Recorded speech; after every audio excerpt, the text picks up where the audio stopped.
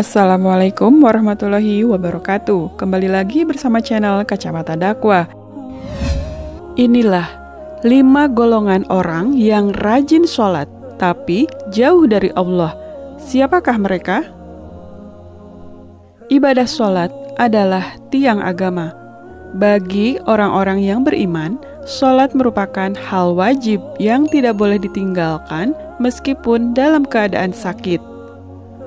Dalam suatu hadis, Rasulullah Shallallahu Alaihi Wasallam bersabda, sesungguhnya pertama kali yang dihisab atau ditanya diminta pertanggungjawaban dari segenap amalan seorang hamba di hari kiamat kelak merupakan sholatnya. Bila sholatnya baik, maka beruntunglah ia.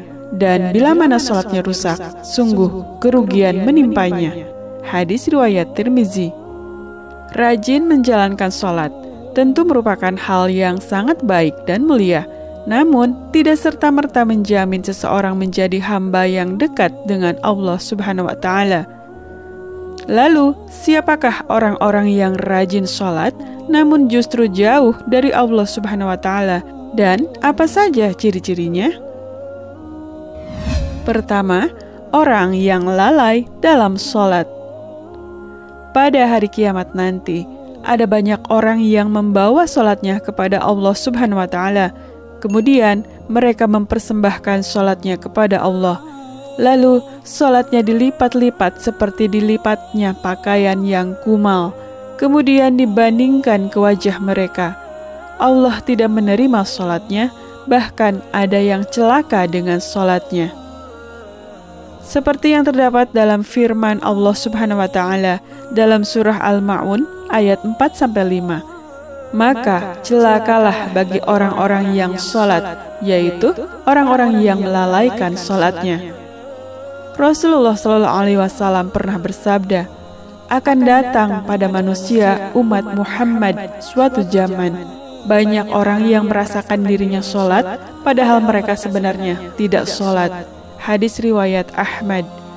Perintah sholat adalah untuk mengingat Allah Subhanahu wa Ta'ala, dikatakan dalam surah An-Nisa ayat 43, sehingga kamu mengetahui akan apa yang kamu ucapkan. Oleh karena itu, dalam mengerjakan sholat tidak boleh lalai. Adapun yang dimaksud lalai adalah tidak mengetahui maksud apa yang dibaca dan apa yang dikerjakan. Apalagi jika kurang memperhatikan syarat rukun dan ketentuan-ketentuan sholat lainnya, maka yang diperoleh hanyalah payah dan letih. Rasulullah Shallallahu Alaihi Wasallam bersabda, berapa banyak orang yang sholat, keuntungan yang diperoleh hanyalah payah dan letih. Hadis riwayat Ibnu Majah. Jadi, meskipun merasa dirinya sholat, tapi hakikatnya tidak sholat, dan ia tidak akan mendapatkan hikmah Allah Subhanahu wa Ta'ala. Salatnya pun tidak menambah dekat kepada Allah, tapi justru sebaliknya.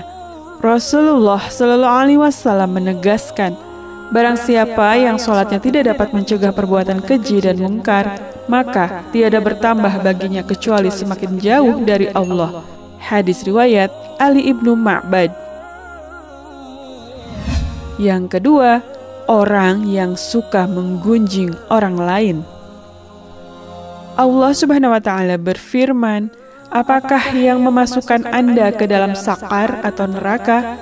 Mereka menjawab, kami dahulu tidak termasuk orang-orang yang mengerjakan sholat, dan kami tidak pula memberi makan orang miskin, dan merupakan kami membicarakan yang batil bersama dengan orang-orang yang membicarakannya. Dan merupakan kami mendustakan hari pembalasan hingga datang kepada kami kematian. Maka tidak bertujuan lagi bagi mereka syafaat dari orang-orang yang memberikan syafaat. Quran Surat Al-Mudatsir ayat 42-48. Dalam ayat tersebut, salah satu penyebab orang masuk neraka merupakan karena suka membicarakan ketidaklebihbaikan orang lain. Orang yang mendirikan sholat namun suka membicarakan kejelekan orang lain, maka ia akan ditempatkan di dalam neraka sakar. Yang ketiga, orang yang acuh pada sesama. Dalam sebuah hadis, Rasulullah Shallallahu Alaihi Wasallam menyebutkan bahwa salah satu cara mendekatkan diri kepada Allah Subhanahu Wa Taala ialah bersifat dermawan, dan senang membantu orang lain, terutama kepada orang yang sedang kesulitan. Rasulullah SAW bersabda, orang yang dermawan dekat dengan Allah, dekat dengan manusia, dan dekat dengan surga. Sedangkan orang yang bakhil atau pelit jauh dari Allah, jauh dari manusia, dan dekat dengan neraka. Hadis riwayat Tirmizi. Orang dermawan insya Allah akan menemukan kenikmatan di dalam sholatnya. Ia akan memperoleh kenikmatan di dalam sholatnya karena dia dijaga oleh para malaikat, diberi cahaya dalam kegelapan, dan diberi ilmu secara langsung oleh Allah Subhanahu wa Ta'ala masuk ke dalam hati sanubarinya. Yang keempat, orang yang riya. Sebab pertama yang ternyata mampu menjerumuskan seorang ahli ibadah tetap mendapatkan azab, bahkan menjadi penghuni neraka adalah karena mereka riya.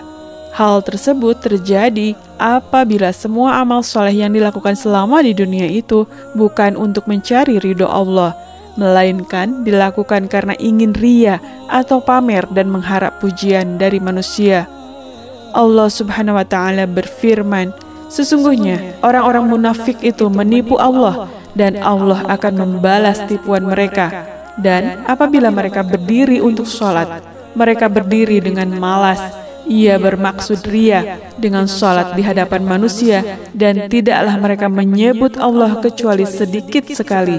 Quran Surat An-Nisa ayat 142.